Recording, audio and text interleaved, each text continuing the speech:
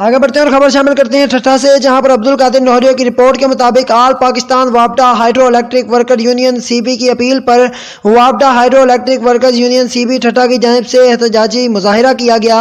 मुजाहिरीन ने हाथों में प्ले कार्ड्स भी उठा रखे थे और मुजाहिरीन की तरफ से शदीद नारेबाजी भी की गई, जिसमें वापडा की निजकारी नामंजूर के नारे भी दर्ज थे। इसके अलावा यूनियन के रहनुमाओं वहीद रिंद, मुनव्वर तारू, अब्दुल कयूम खालसखिली और अब्दुर्रहमान खान का मौक़िफ़ था कि मुल्क में गुर्बत और महंगाई बढ़ती जा रही है, गरीबों का जीना बेहाल हो गया है। हमें वापडा की निजकारी बिल्कुल मंजूर नहीं और ना हम निजकारी होने देंगे। ये मजदूर दुश्मन पॉलिसी है।